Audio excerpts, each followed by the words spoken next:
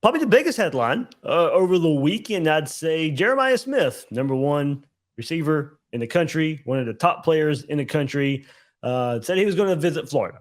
So, okay, maybe not, no huge surprise there. We figured a visit would happen there.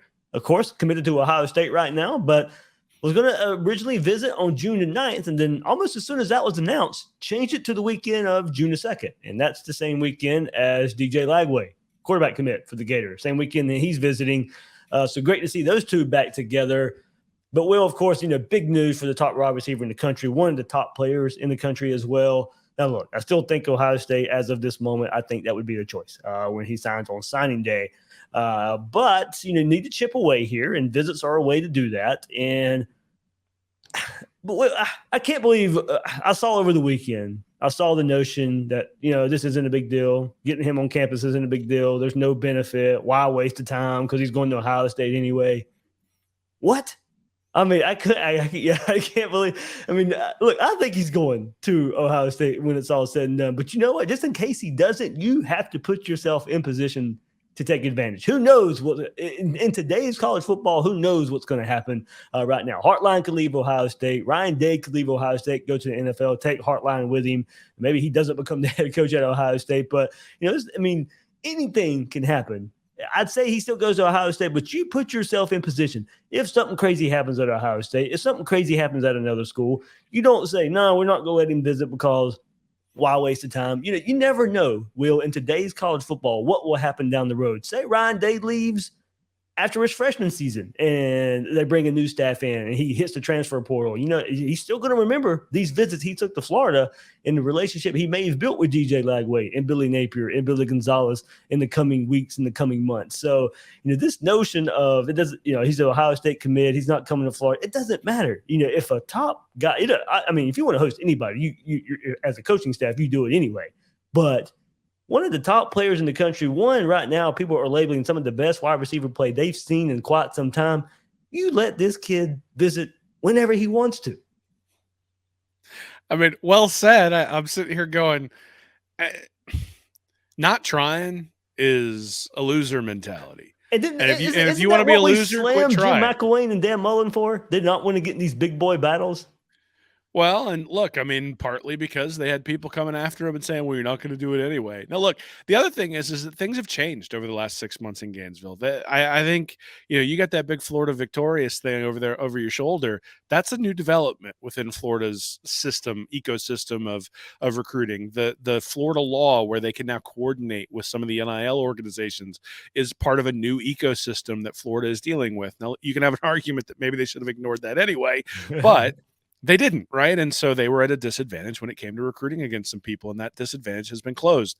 And so if Florida Victorious is doing its job, if Billy Napier and his staff are doing their job, then the ecosystem for the recruiting should have changed, which means that the timing where Jeremiah Smith made that decision to go to Ohio State has changed. And so since that's changed, you got to show them what's changed. And you just look, I mean, recruiting is constant, and it's a chip away at each of the different recruits. And look, maybe Jeremiah Smith decides not to come there, but maybe somebody who you can go and recruit and say, look, we had Jeremiah Smith in here. We like you better, and you're the 12th ranked wide receiver in the country or something like that. Or, hey, don't you want to come to a place where the number one wide receiver is coming and considering? Like, yeah, it's going to stink when you lose. And at some point, like, it stings when the number two player in the country decides not to flip to where you're at.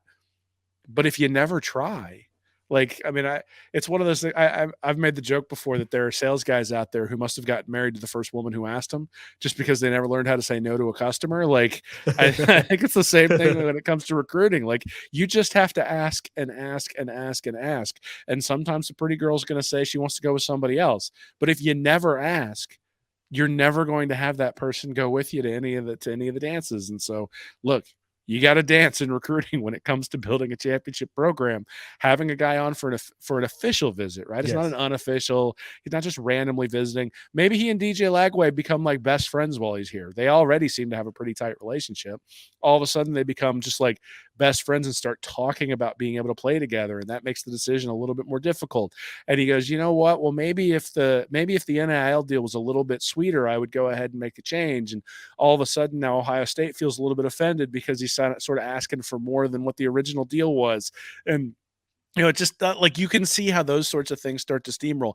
And he's 17 freaking years old. He might get Right? homesick. Yeah, I mean, when you're 17 years old, when I was 17 years old, I'm 41. I still don't know what I want to do when I grow up, man. So when you're 17, like, and you're making a decision, like all of a sudden some guy you're friends with says, "Hey, why don't we come here and team up?" You go, "Well, that sounds kind of good."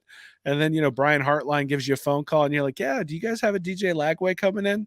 And well, it's Ohio State. So they'd say, "Yeah, we got 4 of them lined up." But, but there's just so much stuff that can happen. And I don't understand. This is the thing. Like, a lot of people will get upset when I'm like, look, 13th, 14th, 15th, and recruiting isn't good enough.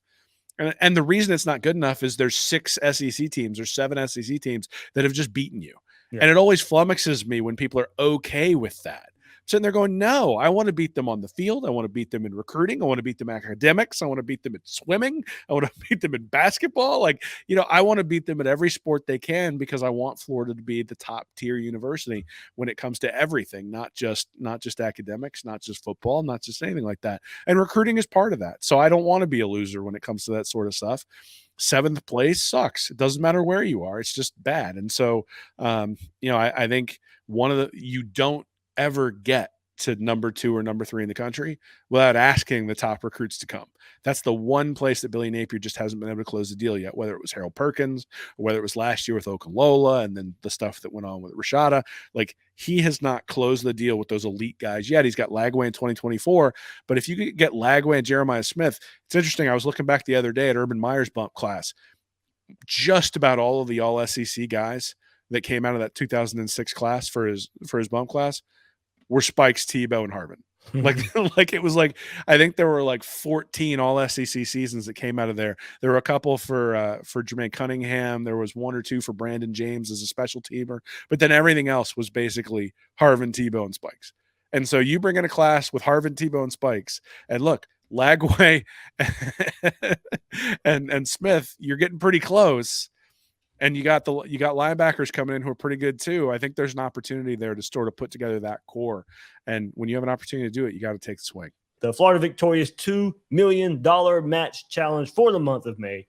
Every new pledge, one-time pledges as well, and membership signups will be matched up to a total of $2 million. Let's make 2 million, 4 million, double the impact this month. Link is in the description to join Florida Victorious. Want more Gators Breakdown? Join Gators Breakdown Plus. Starting at $3 a month, get access to unique episodes, plus a blog, chat room, giveaways, shout-outs, and more. Gators Breakdown Plus is furthering the interaction with fans and listeners like you.